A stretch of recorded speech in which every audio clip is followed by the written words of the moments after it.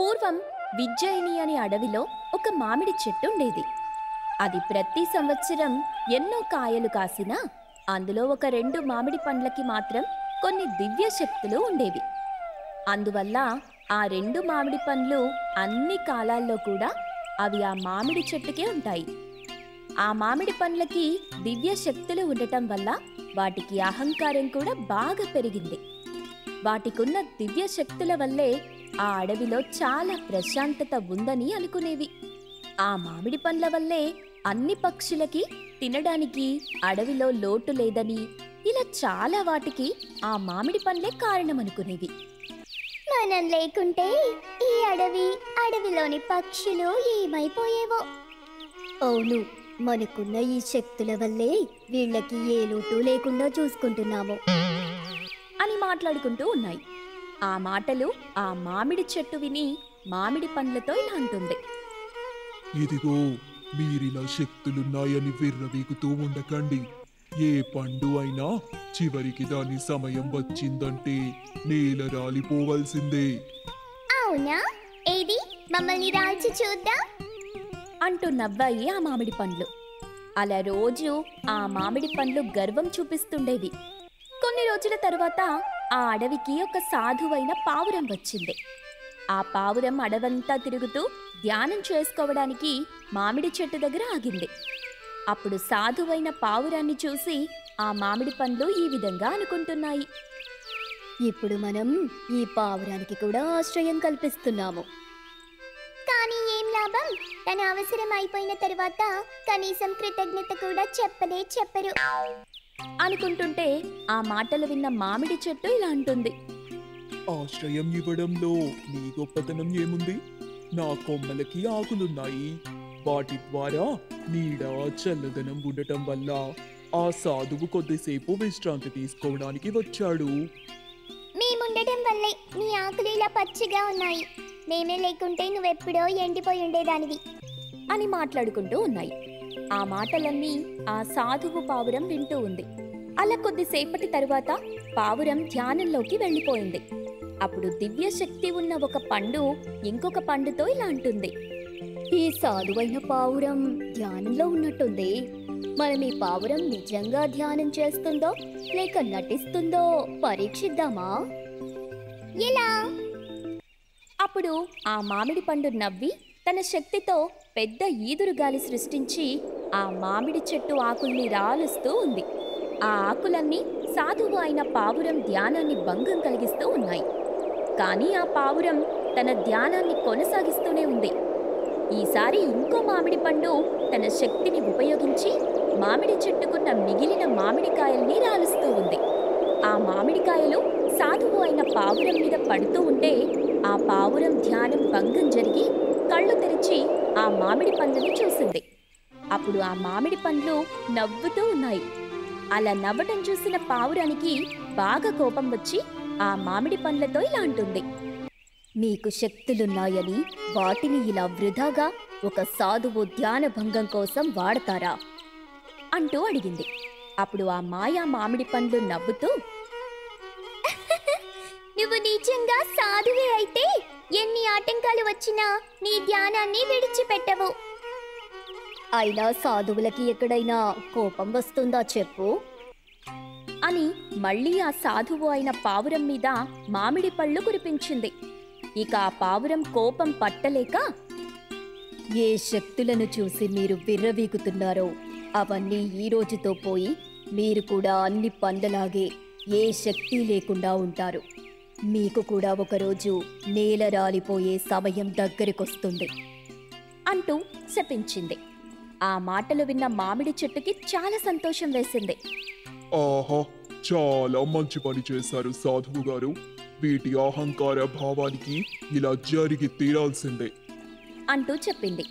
వెంటనే ఆ మామిడి పండ్లు శక్తి లేకుండా మారిపోయాయి. ఆ పండ్లు ఎంత ప్రయత్నించినా కదల్లేకపోతున్నాయి. అప్పుడు వాటికి అర్థమైంది ఎంత తప్పు పని చేశాయో అని. వెంటనే ఆ సాధువుతో ఈ విధంగా అంటున్నాయి. సాధువు గారు, మమ్మల్ని క్షమించండి. మేము చాలా పెద్ద తప్పు చేశాము. ఈ అడవి మా శక్తి వల్లే ఇలా ఉందని భ్రమపడేవాళ్ళం. మీ శక్తి చూసిన తరువాత మాకర్థమైంది. మీలాంటి మంచి సాధువుల వల్లే ఇలా ప్రకృతి ప్రశాంతంగా ఉందని. దయచేసి మాకు శాప విమోచన మార్గం చెప్పండి అంటూ వేడుకున్నాయి.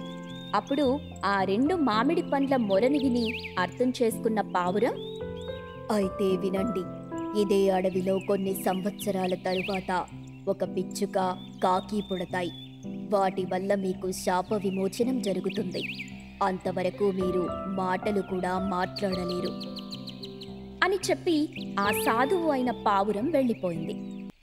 చోళపురం అనే అడవిలో చాలా రకాల పక్షులు, జంతువులు నివసిస్తూ ఉన్నాయి.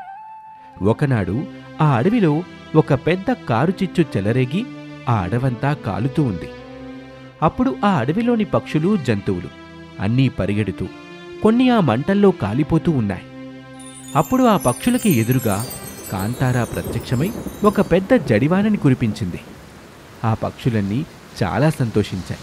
అప్పుడు కాంతారాని చూసి ఒక గ్రద్ద ఈ విధంగా అడుగుతుంది, మీరెవరు?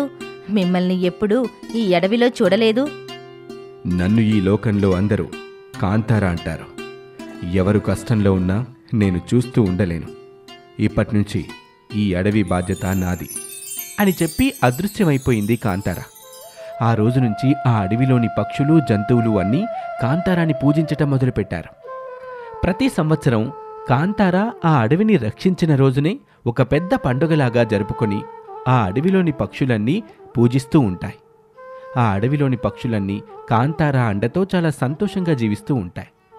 ఇక అదే అడవిలో ఒక పిచ్చుక, కాకి కూడా నివసిస్తూ ఉంటాయి.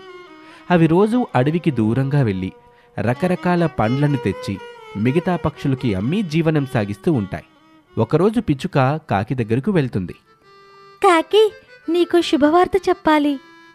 ఏంటది? ఈ నెల ఎక్కువ డబ్బులు మిగిల్చామా? అబ్బా, నీకెప్పుడూ డబ్బు ధ్యాసే. ఆ కాంతారా దయ వల్ల నేను ఈసారి ఎటువంటి ఇబ్బంది లేకుండా 4 గుడ్లు పెట్టాను అని సిగ్గుపడుతూ చెప్పింది పిచ్చుక.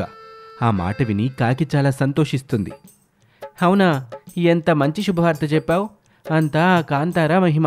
పద, వెళ్ళి ఆ కాంతారా దేవుణ్ణి దర్శించుకుని వద్దాం అని ఆ కాకి పిచ్చుకని వెంట పెట్టుకుని వెళ్ళింది.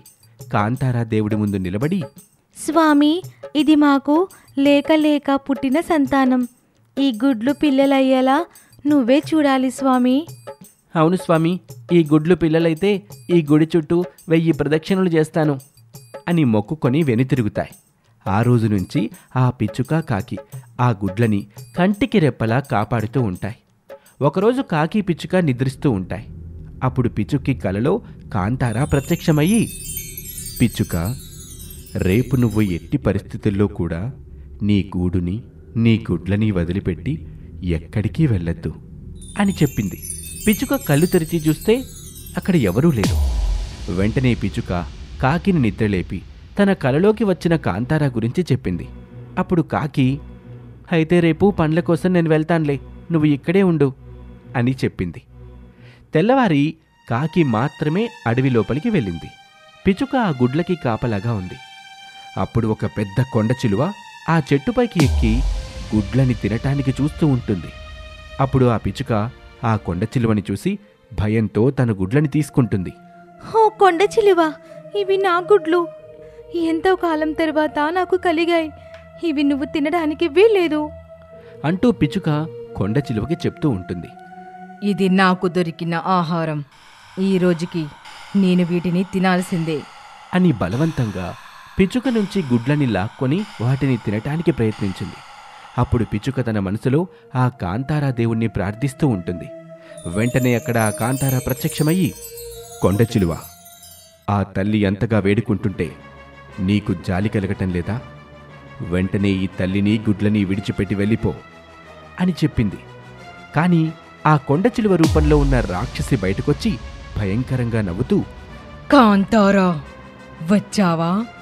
నీకోసమే నేను ఈ పథకాన్ని పన్నాను. చాలా రోజుల నుండి మాకు, మా రాక్షస జాతికి ఈ అడవిలో ఉన్న ఒక్క పక్షిని, జంతువుని కూడా తినకుండా అడ్డుపడుతున్నావు. ఈరోజు ఎలా అయినా నిన్ను సంహరించి ఈ అడవిని ఆక్రమిస్తాము అని పెద్దగా నవ్వుతూ చెప్పింది. అప్పుడు కాంతారా అని ఒక రకమైన శబ్దం చేస్తూ భయంకరంగా నాట్యం చేస్తూ, నేను ఉండగా నా వాళ్లకు ఏమీ కానివ్వను, నీకు ఇంకో అవకాశం ఇస్తున్నాను, ఇక్కడి నుంచి వెళ్ళిపో హా, నన్నే భయపెడుతున్నావా? అని కాంతారాతో యుద్ధానికి దిగింది ఆ రాక్షసి. ఆ యుద్ధం ఎంతో గంభీరంగా జరుగుతూ ఉంటుంది. ఆ యుద్ధంలో ఆ రాక్షసిని కాంతారా సంహరిస్తుంది.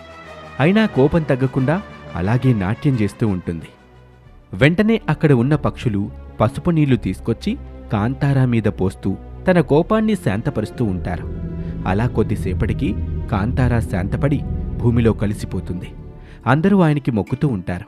అలా కొన్ని రోజుల తర్వాత ఆ కాంతారా ఆశీస్సులతో పిచ్చుకకి 4 పక్షులు తన గుడ్ల నుంచి బయటకు వస్తాయి.